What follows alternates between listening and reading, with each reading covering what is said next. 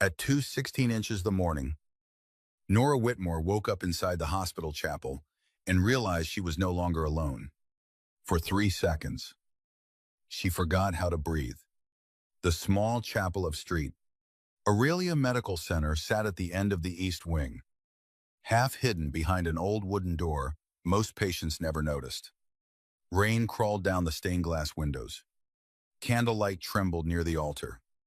The entire room smelled faintly of wax, old wood, and the kind of silence people only entered when they were too tired to keep pretending they were okay. Nora had come there after an 18-hour shift. Just 5 minutes, she had told herself. 5 minutes away from monitors screaming. 5 minutes away from families asking questions she could not answer. 5 minutes away from pretending her own heart was not still cracked open from a loss that happened years ago, but still found ways to bleed through quiet moments. She had sat in the third row. She had folded her hands. She had closed her eyes. And then exhaustion had taken her. Now, when she opened them, a man was sitting one row behind her. He did not move. He did not speak. He sat with his long black coat still damp from the rain. His broad shoulders relaxed. His hands loosely clasped. His face turned toward the altar as though he had been there the whole time. Nora's body tightened with instinct. She pushed herself upright, her pulse suddenly loud in her ears. "I'm sorry," she said quickly, her voice rough from sleep. "I didn't mean to fall asleep in here." The man turned his head. His eyes were dark, not cruel, not warm, just unreadable in a way that made the room feel smaller. "You look like someone who finally lost the fight against being strong." The words hit her harder than they should have. Nora started him. Most people called her dependable, kind, hardworking, a lifesaver, a good nurse, a strong woman. Nobody ever said she looked like she was losing. But this stranger saw it in one glance. She looked away first. Her half-empty coffee sat on the bench beside her. It was no longer near the edge where she remembered leaving it. It had been moved closer to the wall, safely away from falling. Her brow furrowed. "Did you touch my coffee?" It was about to spill. His voice was calm, deep, controlled. Nora should have been uncomfortable.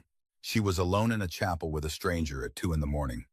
She worked in a hospital in New Orleans. She had seen enough terrible things to know danger did not always announce itself loudly. But something about him did not feel reckless. He felt dangerous in a quieter way. The kind of man who did not need to raise his voice because the world already listened. "Do you work here?" she asked. "No." That makes this conversation less comforting.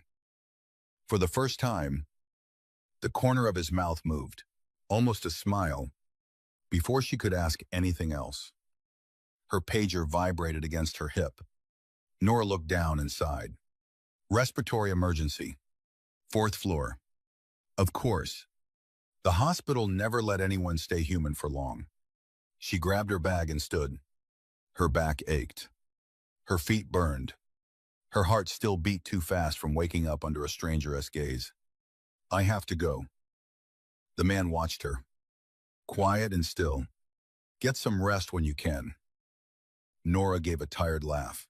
"People keep saying that, like, sleep is something I can schedule." She started toward the door. "Good night," she said, mostly out of habit. Behind her, his voice followed softly. "Good night, Nora." She froze. Her name in his mouth sounded too intimate, too careful. Then she remembered her badge hanging from her pocket. Nora Whitmore, RN. Of course, he had seen it while she slept. Still, as she stepped back into the bright hospital corridor, the sound of her name and his voice stayed with her longer than it should have. She did not know yet that the man sitting in the chapel was Dante Bellondi. She did not know businessmen lowered their eyes when he entered a room. She did not know police captains answered his calls after midnight. She did not know politicians smiled at him in public and feared him in private. She did not know he was the head of the Belandi family, one of the most powerful mafia organizations in the South. And she certainly did not know that for 6 months. Dante Belandi had been searching for a dead woman, a woman named Isla Whitmore, Nora's sister. 2 nights later, Nora told herself she was not going back to the chapel because of him. That was the first lie. The second lie was pretending she did not look at every dark coat in the hospital hallway. The third lie was pretending she had not slept better after hearing a stranger tell her she looked tired of being strong. It was nearly midnight when she pushed open the chapel door again. The room was empty. Nora exhaled, annoyed at herself for feeling disappointed. Then she saw it. A paper cup sat on the same bench where she had fallen asleep. Steam still rose from the lid. Nora stopped in the aisle. No one was there. The candles burned low. Rain tapped softly against the stained glass. Somewhere far behind the walls, a code alarm sounded and faded. She walked closer. Written across the cup in black marker were 2 words. For Nora. Her throat tightened. She should not have picked it up. A smart woman would have thrown it away. A tired woman wrapped both hands around it because it was warm. Because someone had remembered her name. Because kindness felt dangerous when a person had gone too long without it. Nora sat down. Across the street, beneath a row of rain-darkened oak trees, a black sedan waited with its lights off. Dante Belandi watched the chapel window from the back seat. His driver said nothing. His bodyguard in the front seat said nothing. Nobody around Dante spoke unless necessary. That was one of the first rules men learned in his world. But Dante was not thinking about rules. He was watching the silhouette of a nurse sit beneath stained glass with a coffee cup between her hands. He had not meant to leave it. That was another lie. He had seen her 3 nights earlier and recognized something in her that made him uncomfortable. Not because she looked weak. Weakness had never interested him. Weakness bored him. No. Nora Whitmore looked like someone who had been breaking quietly for years and still showed up to save everyone else. That kind of strength did not bore him. It disturbed him. Because it reminded him of grief, and grief was the only enemy Dante Belandi had never learned how to kill. Drive, he said. The sedan pulled away from the curb. Inside the chapel, Nora lifted the cup to her lips and smiled for the first time in days. Dante never saw it, but somehow, he felt it. By Friday morning, Nora had convinced herself the coffee meant nothing. Hospitals were full of strange kindness. Volunteers left snacks. Families sent flowers. Security guards slipped nurses extra sandwiches when nobody was looking. Someone had probably noticed her sleeping and felt sorry for her. That explanation was safe, simple, normal. But the handwriting had not said, for the tired nurse. It had said, for Nora. 3 nights later, after another shift that turned her bones into sand, Nora walked into the hospital cafeteria at 447 a.m., looking for caffeine strong enough to resurrect the dead. The cafeteria was nearly empty. A resident slept face down beside a pile of patient charts. A janitor moved slowly near the vending machines. Fluorescent lights hummed overhead with a cruelty only hospitals seemed to possess. Nora ordered coffee and turned toward the seating area. Then she saw him. The stranger from the chapel sat alone by the windows overlooking the parking garage. His black coat hung over the back of his chair. One hand rested around a ceramic mug. The other lay near an old photograph turned face down on the table. Nora slowed. Every practical part of her told her to walk away. Instead, she crossed the room. "You again," she said. He looked up as if he had expected her. "You sound disappointed." "I sound suspicious." "That's healthier." Nora sat across from him before she could talk herself out of it. Up close, he looked even more dangerous. Not in an obvious way. He wore no jewelry except a black ring on his right hand. His suit was expensive but understated. A tattoo disappeared beneath his collar. There was a faint scar near his jaw, thin and pale, like a secret written on skin. He looked like a man who had survived things and made other people regret them. "You never told me your name," Nora said. "Dante. Just Dante. For now." That is the least comforting answer possible. His mouth curved slightly. It changed his face. Not enough to make him harmless. Enough to make Nora notice. Her eyes drifted toward the photograph. "Family," she asked. Something shifted behind his eyes. The temperature of the conversation changed. Dante turned the photograph fully face down. "Something like that." Nora regretted asking. "I'm sorry." Most people stop asking questions when they realize the answer might be real. "I am a nurse," she said. "We ask questions for a living." "No. Nurses ask questions because everyone lies about pain." Nora fell silent. That was too accurate. Dante looked at her as if he could see every place she had learned to hide. "What about you?" she asked quietly. "Do you lie about pain?" His gaze held hers. "Professionally." She should not have smiled. She did anyway. An announcement crackled over the cafeteria speakers. "Patient transport. Room 604. Another reminder that the hospital had no respect for fragile moments. Nora glanced at the clock. Almost 5. Dawn had begun to pale behind the rain. Dante reached into his coat pocket, removed a folded napkin, wrote something on it, and slid it toward her. Nora unfolded it. A phone number. Her heart stumbled. "What is this?" An answer. To what question? The one you'll ask when you finally admit something is wrong. Nora stared at him. "I don't need favors." "I did not say you did." "Then what is this?" Dante stood and pulled on his coat. "A door." Before she could respond, he walked away. Nora watched him disappear through the cafeteria entrance. Only when he was gone did she notice the photograph had been left behind. It sat near his empty mug, still face down. Nora told herself not to touch it. She touched it anyway. She turned the photograph over, and the world narrowed to a single impossible face. A young woman stood near Lake Pontchartrain in bright summer sunlight. Blonde hair, gentle eyes, a smile that had once filled Nora's childhood bedroom with warmth.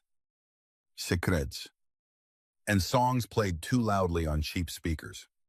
Nora stopped breathing. The woman in the photograph looked exactly like her older sister, Isla Whitmore. But Isla had been dead for 8 years.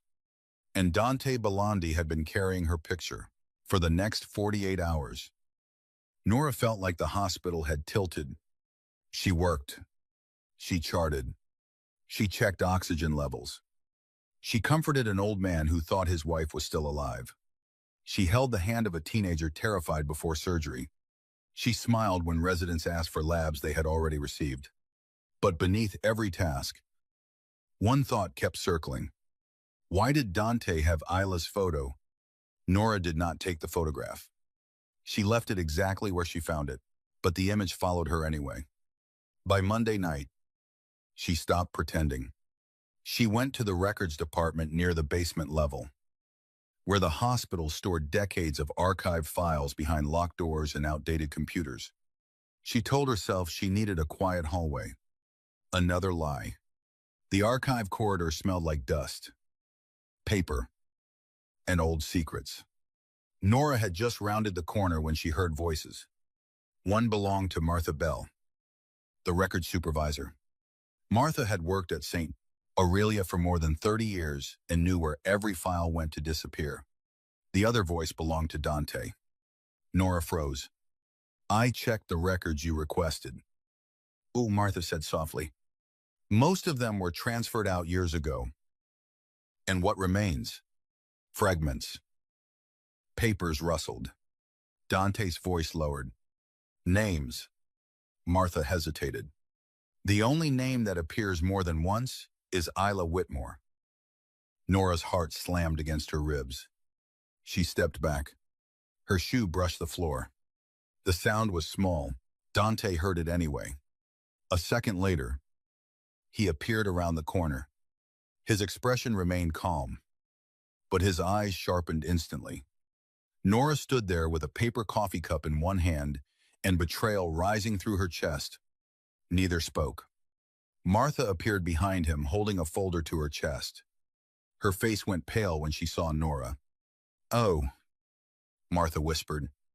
Nora looked at Dante. "Why are you searching my sister's name?"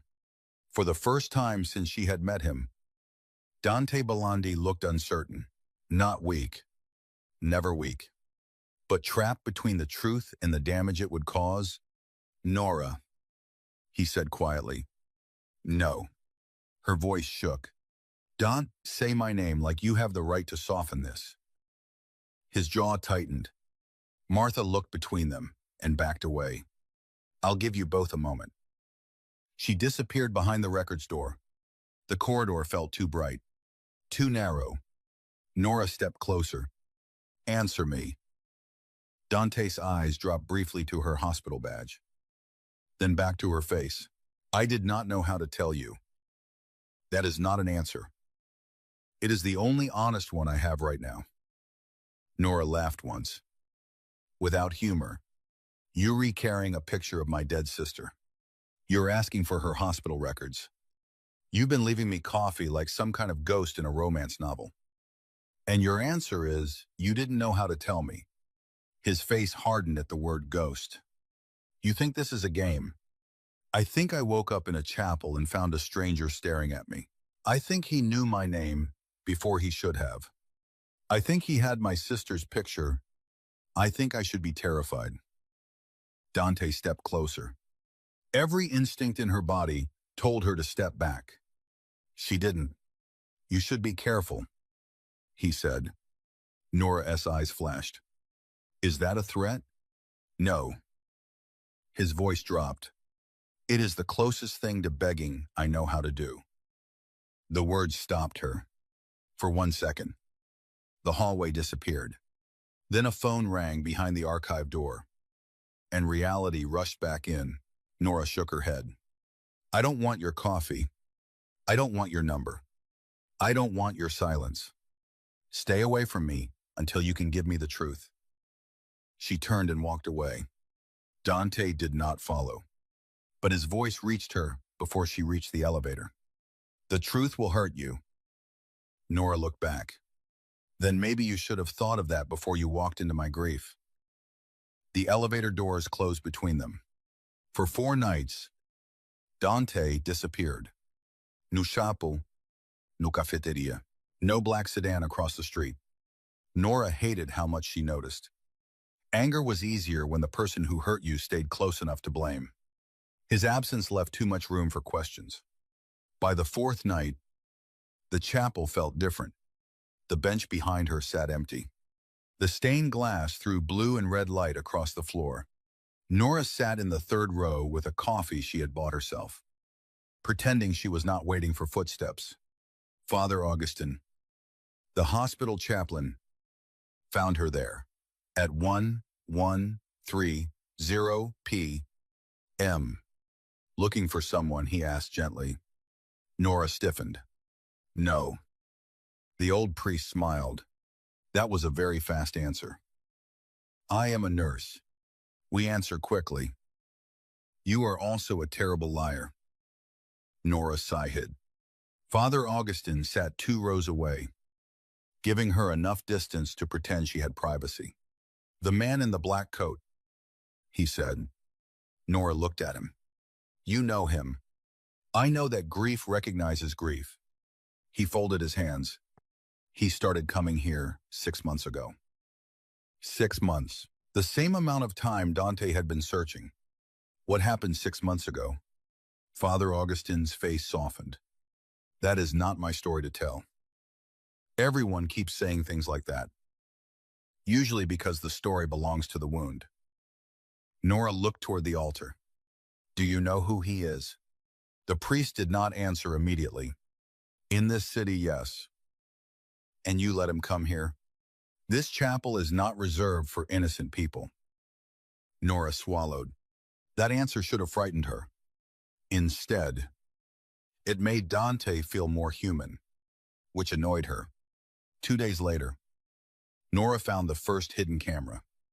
It was not inside her apartment. That would have been easier to hate. It was outside, mounted beneath a broken balcony light across the alley, angled toward her building entrance. She noticed it because the little red reflection blinked when lightning cracked over the neighborhood. Nora stood beneath her apartment, awning with her keys in hand, rain dripping from her hair, staring at the camera until her skin went cold. Her first thought was Dante. Her second thought was that she had his number. Her third thought was that calling him would prove he had been right. Something was wrong. She called anyway. He answered on the first ring. Nora. His voice was calm. Too calm. There's a camera outside my apartment. Silence. Then Dante said, Go inside. Lock the door. Stay away from windows. Her pulse jumped. You knew? No. But you're not surprised. I am rarely surprised. That is not comforting. Do it now. The authority in his voice irritated her enough to steady her hands. I don't take orders from you. Tonight you do. The line went dead. Nora stared at her phone. Unbelievable. She whispered. Then she went inside, locked the door, and stayed away from the windows. 10 minutes later, black SUVs filled her narrow street. Not one, three. Their headlights cut through rain like blades. Nora watched from behind her curtain as men in black coats stepped out. Silent, armed, controlled. Then Dante appeared. No umbrella, no hesitation. Rain soaked his coat as he walked toward the camera across the alley. One of his men removed it. Another checked the balcony. A third looked up toward Nora's window. Dunt did not. He refused to let her see him looking. That made it worse, because she could feel his attention anyway. Her phone buzzed. Unknown number. A photo appeared. Not from Dante. The message beneath it made her blood turn cold. Stay out of old files. Nurse Whitmore. The photo showed Nora asleep in the chapel. Taken from the aisle. Taken before she ever woke up beside Dante. Her phone slipped from her hand onto the floor. A knock sounded at her apartment door less than a minute later. Nora did not move. Nora, Dante said from the other side. Open the door. She stood frozen. Show me your hands. Pause. Then, through the peephole, Dante slowly lifted both hands. Empty. Only then did she open the door. He stood there dripping rain onto her hallway floor. His expression colder than she had ever seen it. Not toward her. For hair, Nora held up her phone with shaking fingers. Dante looked at the photo. The temperature in his eyes changed. Who sent this? She whispered. Someone who wants me afraid. Of what? He looked at her. Losing control. Nora's stomach twisted. Because of me? Dante stepped inside and closed the door. She should have told him to leave. She didn't. The room suddenly felt too small with him in it. I told you the truth would hurt you, he said. No, Nora whispered. You told me nothing. That hurt me first. For a moment, his face tightened with something that looked almost like regret. Dante Belandi did not apologize easily. Nora could see that. Apologies required surrender. And men like Dante built empires by never surrendering anything.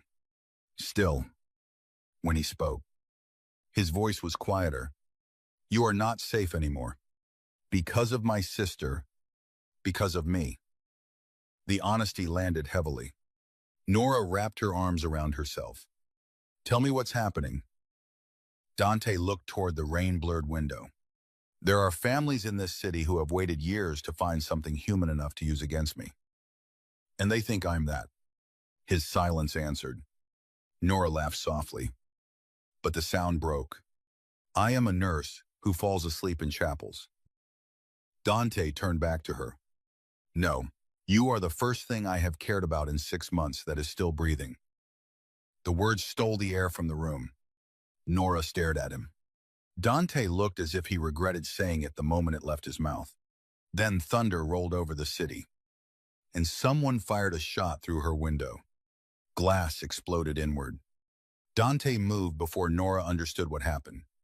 He crossed the room in one violent blur, grabbed her around the waist, and took her to the floor beneath him as the second shot shattered the lamp behind them. Nora gasped. His body covered hers completely. One hand protected the back of her head. The other reached beneath his coat.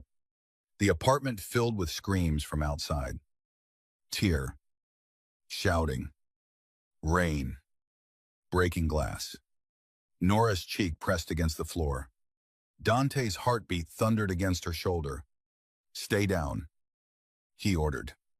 This time, she did not argue. His men returned fire from the street. Dante looked down at her.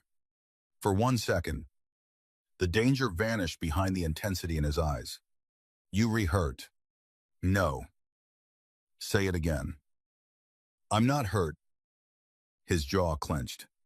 Something in him looked close to breaking. Then his bodyguards burst through the door. We have to move, one said. Dante stood, pulling Nora up with him. She was shaking now, not from fear alone, from the shock of being alive, from the feeling of his hands on her, from realizing that the safest place in the room had been beneath the most dangerous man in New Orleans. I'm not going anywhere with you, she said, though her voice lacked conviction. Dante looked at the shattered window, then at her. Yes, you are. Dante. He stepped close enough that she had to tilt her head back. His voice dropped. I will explain everything. I will let you hate me afterward. But you will be alive when you do it. That was how Nora Whitmore ended up in the back of Dante Bellandi's armored SUV, wrapped in his black coat, watching her apartment disappear behind rain and police lights. Dante took her to a house outside the city. Not a mansion exactly, a fortress pretending to be one. Iron gates, cypress trees, white stone walls, security cameras hidden beneath lanterns, a long driveway shining beneath rain. Inside, the house smelled like leather, smoke, and expensive silence. Nora stood in the entryway, barefoot, because she had left her shoes behind in the chaos, still wearing scrubs dusted with glass. Dante's men moved around them with disciplined urgency. One brought blankets, another spoke into an earpiece. A third placed her phone in a metal box after Dante nodded. Nora watched it disappear. Did you just confiscate my phone? I removed the tracker. You could have said that before taking it. I could have. She glared at him. He almost smiled. Almost. Then his gaze dropped to a tiny cut on her forearm from the glass. His expression darkened. It's nothing, she said. It is not nothing. I'm a nurse. I know what nothing looks like. And I know what happens when men start by sending messages and graduate to bullets. That ended the argument. For now. Dante led her into a study with tall windows overlooking rain-black gardens. Shelves of old books lined the walls. A fire burned low in the marble fireplace. On the desk sat a folder. The folder, Nora knew before he touched it. Dante stood behind the desk for several seconds, as if the leather-bound file had more power than any gun in the room. Then he opened it. Inside were medical records, photographs, redacted documents, handwritten notes, and copies of forms so old the ink had faded. Nora stepped closer. At the top of one page was Isla's name, Ela Whitmore, her beautiful, reckless, gentle older sister, the girl who used to sing off-key while making pancakes, the woman who died before Nora could say goodbye properly. Nora reached for the paper. Dante did not stop her. "What is this?" "Your sister was registered as an emergency donor," Dante said. "8 years ago, my brother Marco was dying.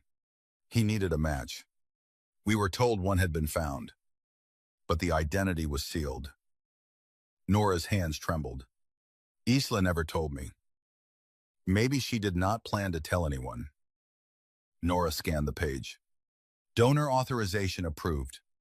The words blurred. "My sister saved your brother." Dante nodded once. "Marco lived 8 more years because of her." Nora lowered herself into the chair. The room tilted. For years, Ela's death had been a closed door. Painful. Final. Nora had memorized every known fact because facts were easier than grief. But this was not in the facts.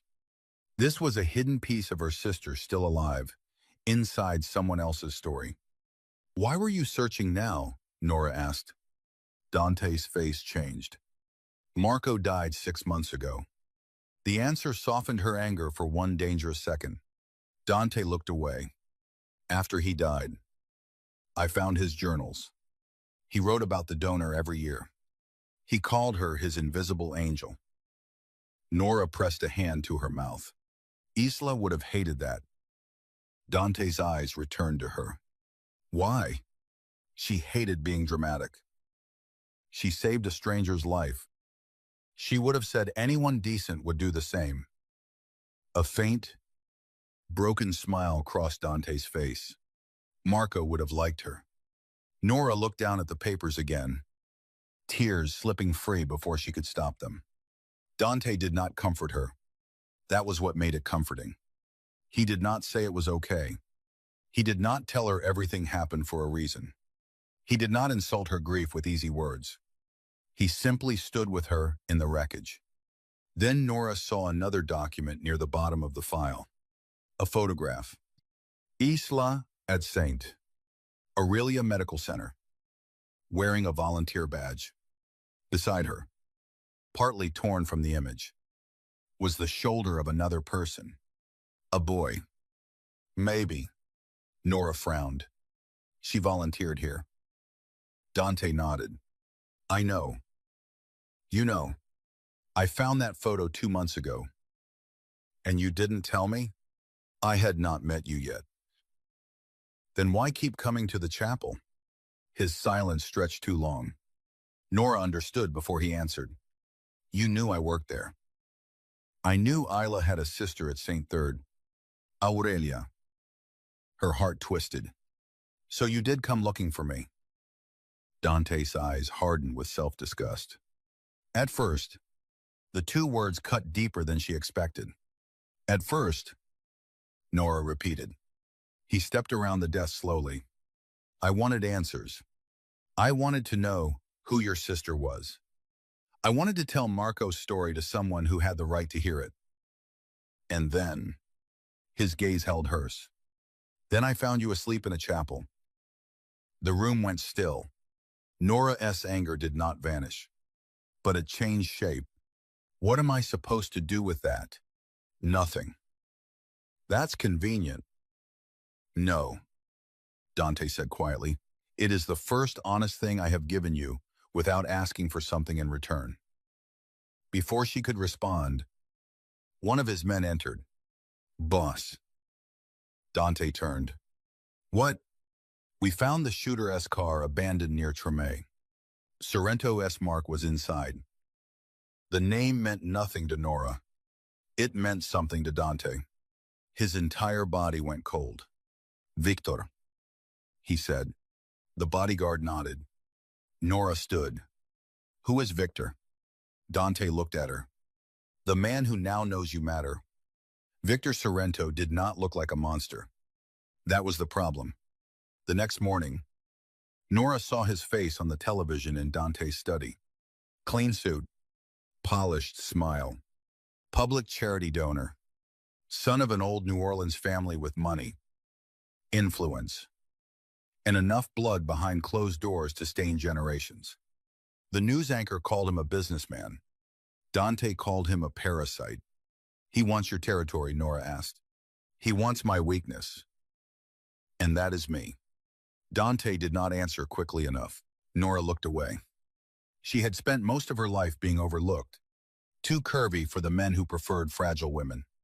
Too tired for friends who wanted easy company. Too sad for people who liked uncomplicated smiles. Now the first man who truly saw her had turned her into a target.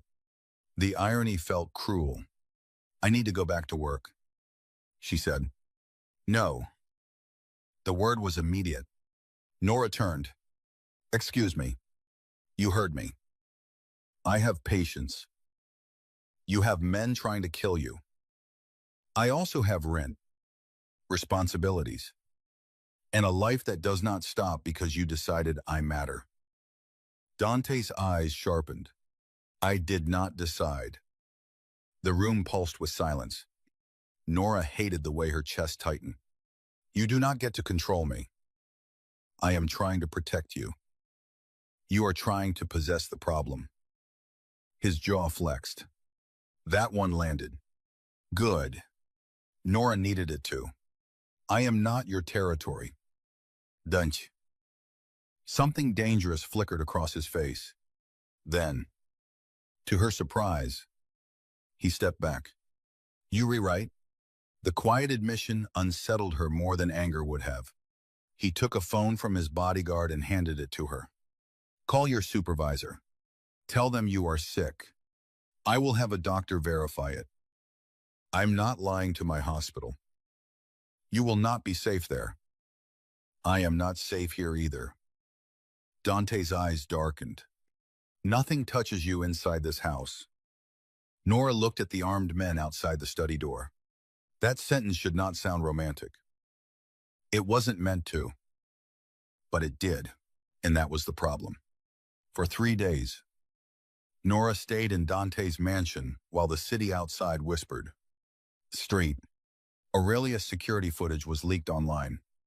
A blurry image of Nora in scrubs walking beside Dante Belandi under hospital lights appeared across local blogs with headlines full of poison. Mafia boss, mystery nurse. Hospital angel, or Belandi mistress. Nora stared at the headlines in disbelief. My God. Dante stood behind her. Silent. They were trying to shame you, he said. They were succeeding. No. No, she turned on him. You have no idea what this does to women like me.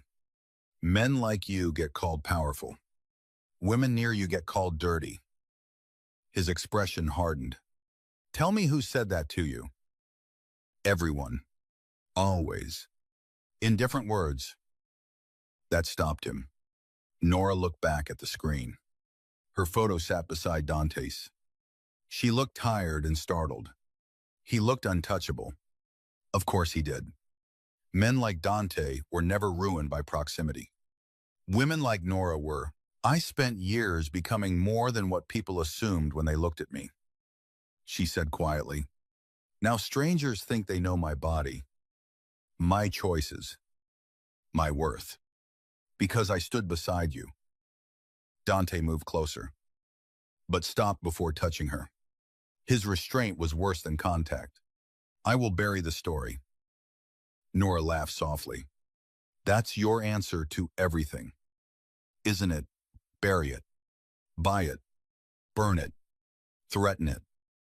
When something threatens you, yes. Her eyes lifted. The way he said you made the room feel too warm. You barely know me.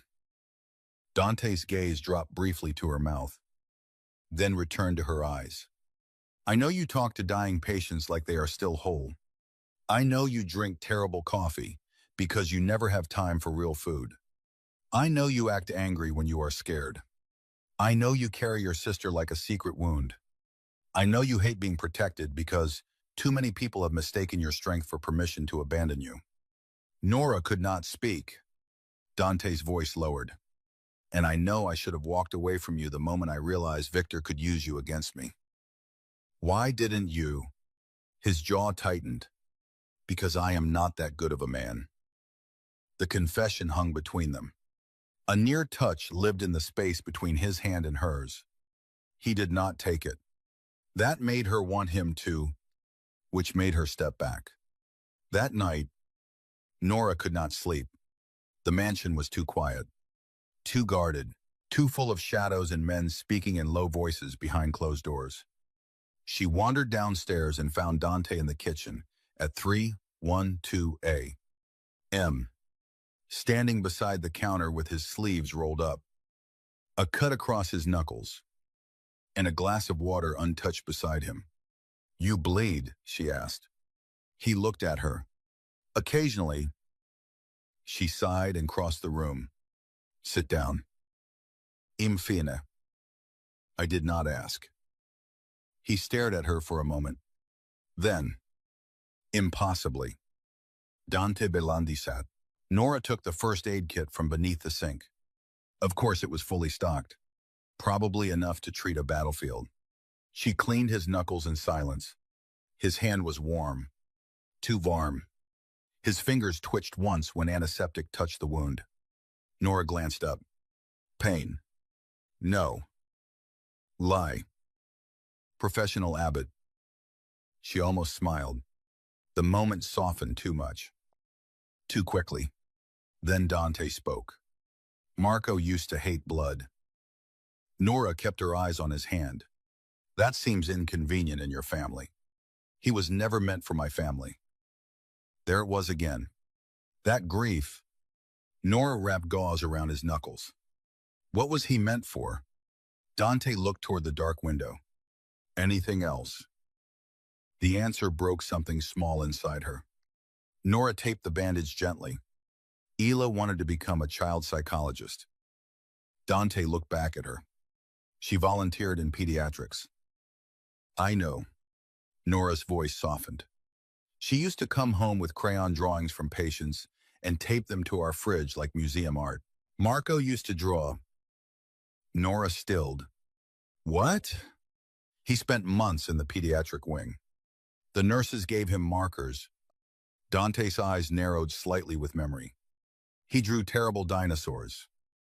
A laugh escaped Nora before she could stop it. Hila loved terrible dinosaurs. Dante's expression shifted.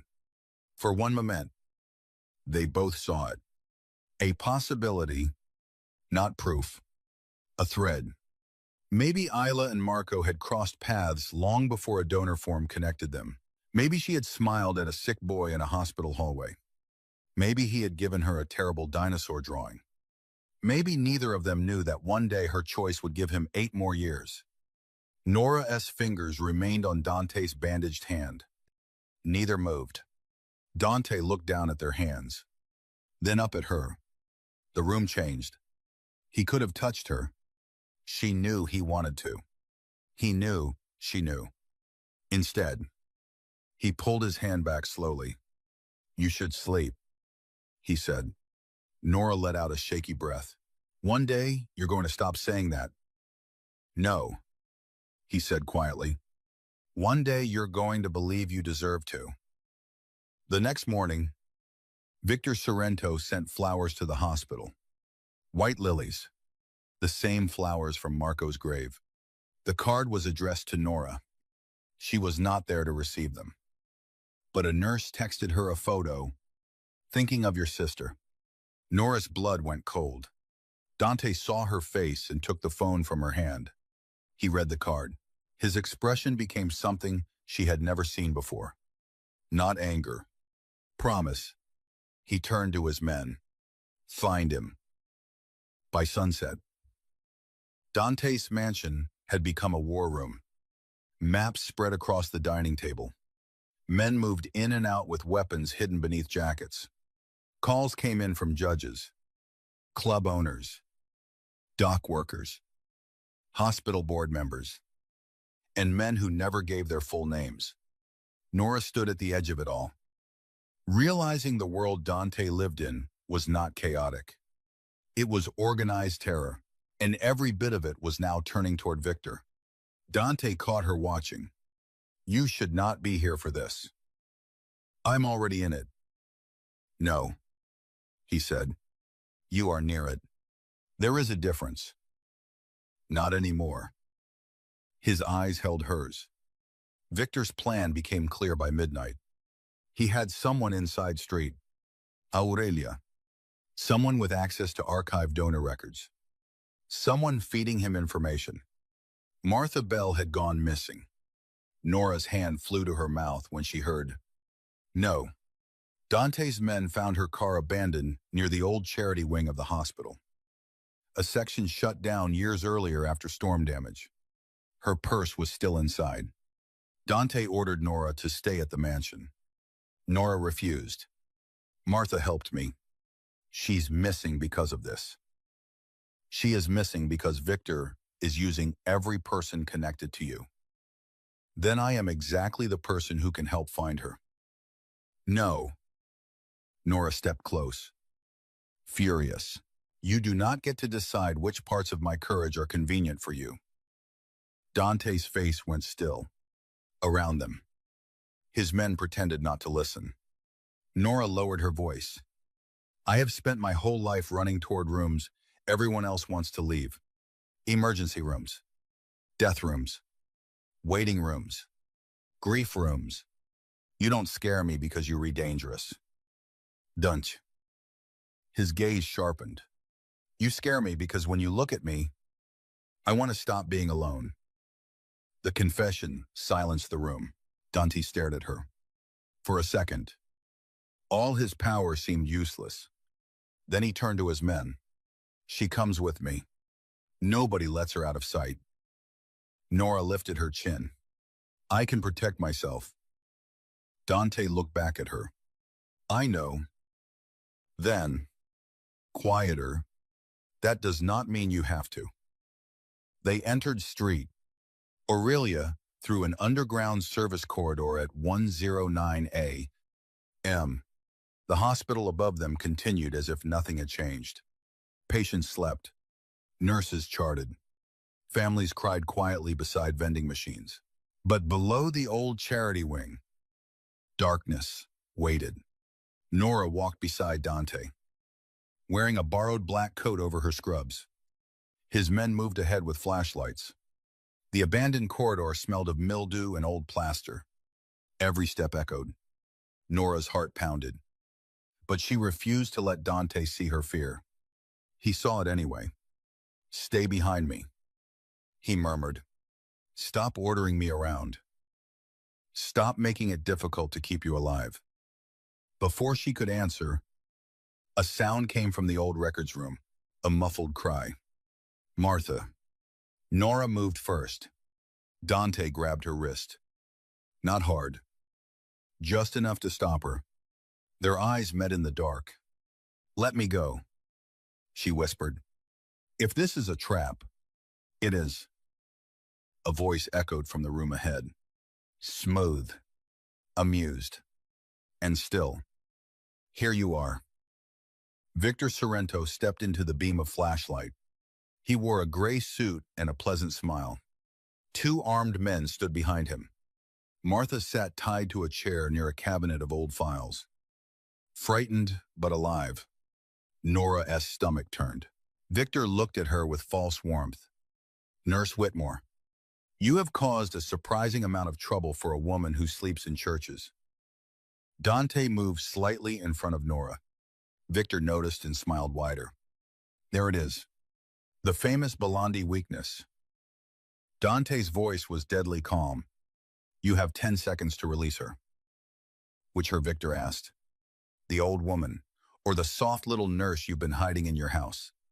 Nora felt Dante's body change beside her. Violence gathered in him like a storm finding shape. Victor lifted a folder. "I found something interesting. Donor records, volunteer logs, confidential family medical histories." His gaze slid to Nora. "Your sister was generous. Too generous. People like that always end up dead or used." Nora stepped forward before Dante could stop her. Don't talk about Ela. Victor's smile sharpened. There she is. Dante's hand closed around Nora's wrist again. This time, she let him. Victor looked delighted. I wondered what made you special. At first, I thought it was the resemblance. Dead sister. Living replacement. Very poetic. Nora flinched. Dante's voice cut through the room. Careful. But Victor kept going. Then I realized it was worse. He doesn't want you because you look like her. He wants you because grief makes men stupid. Nora's throat tightened. Dante looked calm. Too calm. The kind of calm that came before blood. You wanted me here, Dante said. Yes. For what? Victor held up a phone. On the screen was a live feed. The chapel. Empty, except for a hidden camera. I want the city to see what you are when someone takes away your pretty nurse. One of Victor's men lifted his gun toward Nora. Everything happened at once. Dante moved. His men fired. Nora dropped. Martha screamed. The old archive room exploded into chaos. A light shattered overhead. Papers flew. A bullet struck a file cabinet inches from Nora's head. Dante reached her through smoke and noise, pulling her behind a stone support pillar. Stay down. His hand touched her face. Just once. Checking for injury. It was the first time he had touched her gently. Then he turned back into the violence. Nora saw only flashes. Dante, disarming a man with terrifying precision.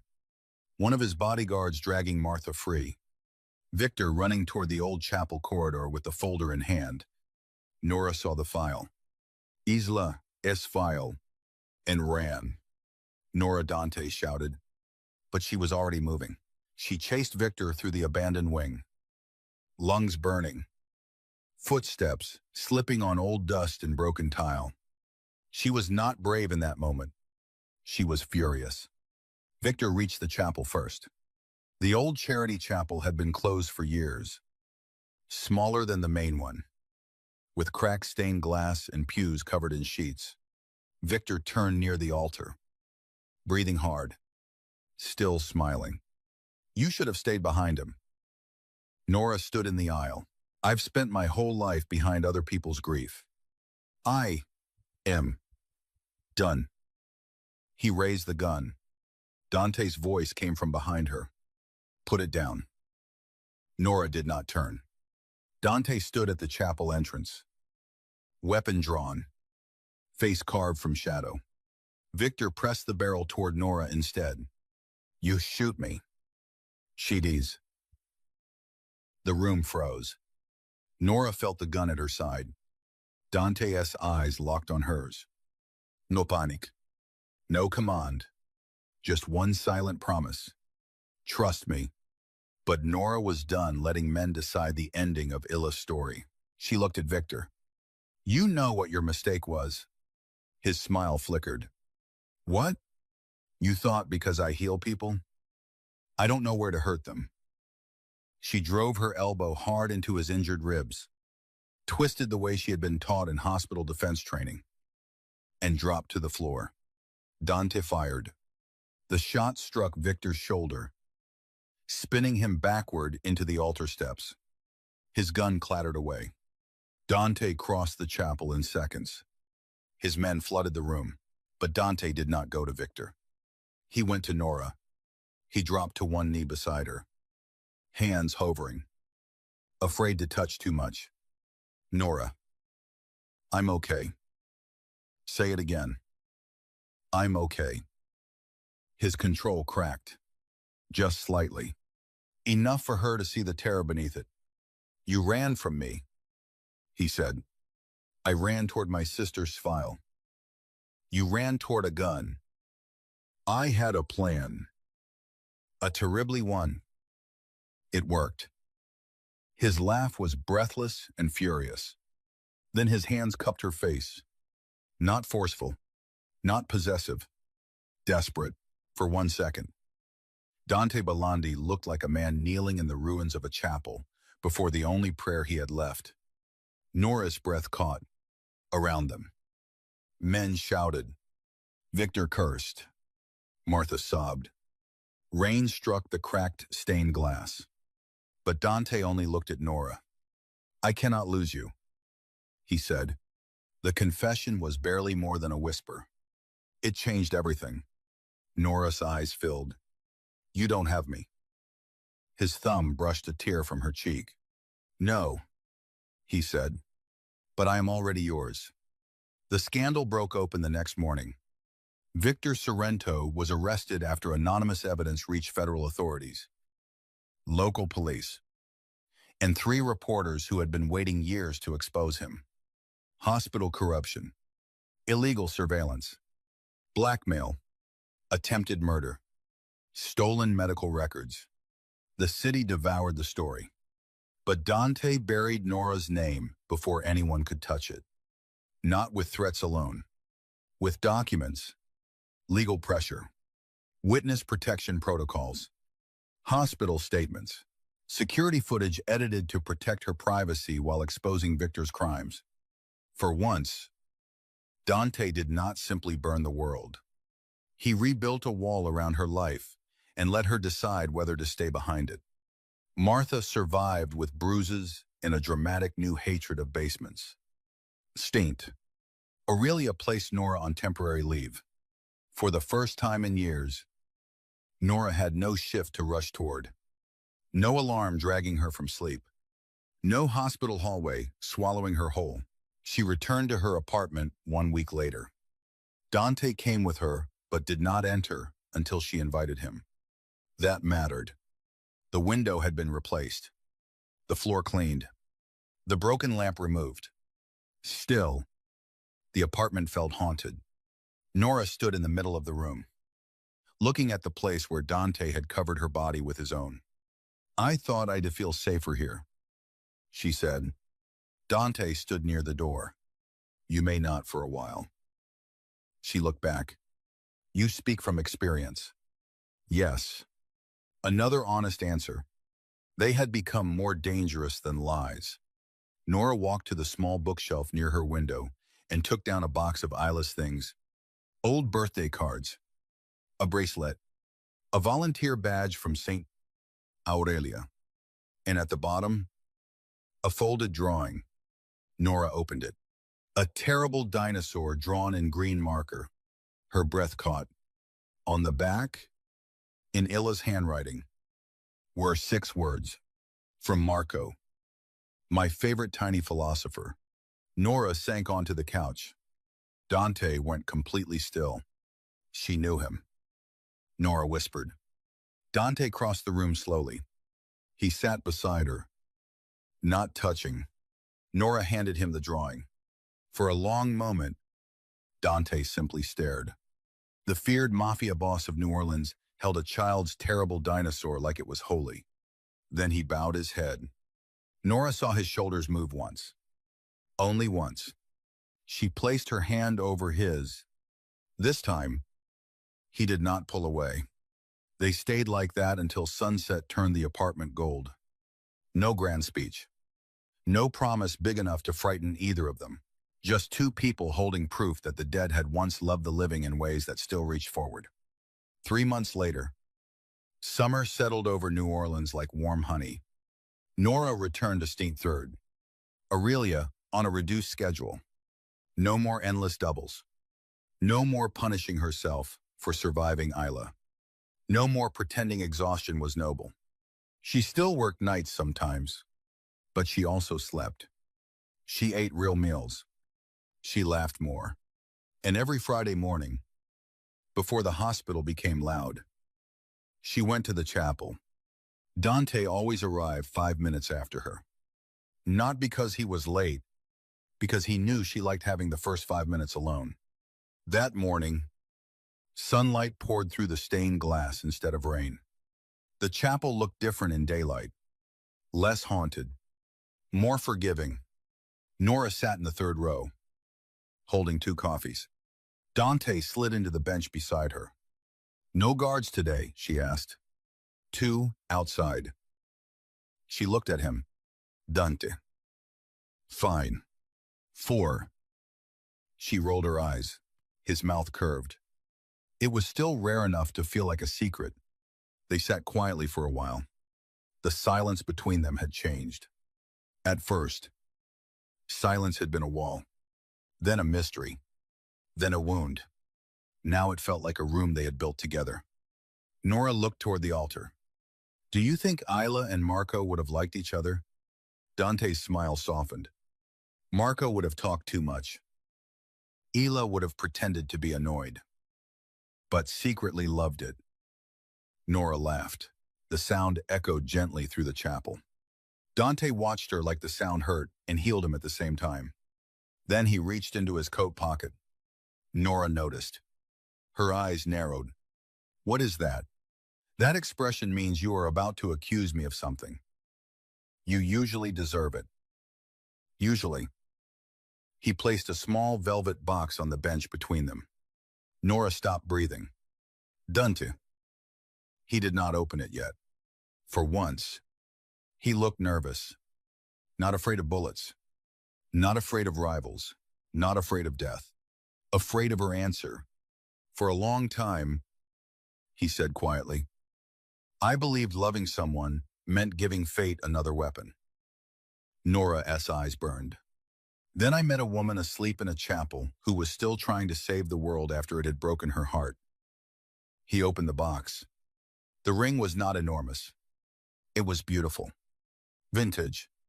A deep blue stone surrounded by tiny diamonds. Like stained glass caught in metal. I cannot promise you peace every day. Dante said.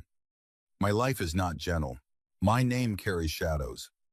And I will always be a man who has done things you may never fully forgive. Nora listened. Tears slipping down her cheeks. But I can promise you this.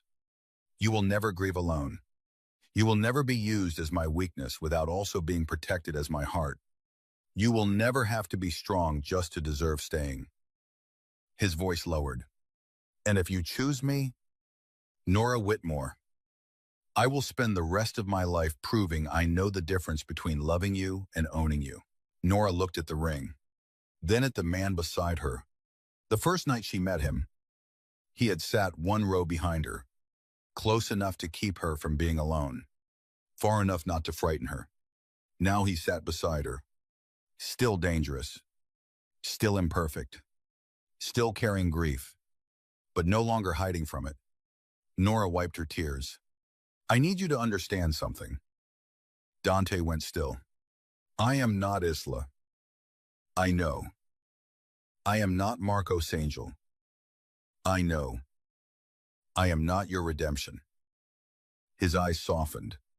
No, he said, you are my choice. Nora's heart broke open in the gentlest way. She held out her hand, then asked me properly. For the first time since she had known him, Dante Bellondi smiled without restraint. He took the ring from the box. Nora Whitmore, he said, voice rough with emotion. Will you marry me? Nora looked around the chapel, at the stained glass, at the bench where she once fell asleep alone, at the man who had found her there and, somehow, let himself be found too. Yes, she whispered. Dante slid the ring onto her finger. Outside, the hospital woke around them. Elevators opened. Nurses hurried. Monitors beeped. Families prayed. Life continued in all its fragile, brutal beauty. Inside the chapel, Nora rested her head against Dante's shoulder. His hand closed gently around hers. Months earlier, she had fallen asleep beneath stained glass because she had nobody left to hold her exhaustion. Now she sat in the same place with a man the whole city feared. A man who had once come there because grief had made him forget how to pray. A man who now bowed his head beside her, not because he had become innocent, but because love had finally made him human again. Nora closed her eyes. For the first time in years, silence did not feel empty. It felt like home.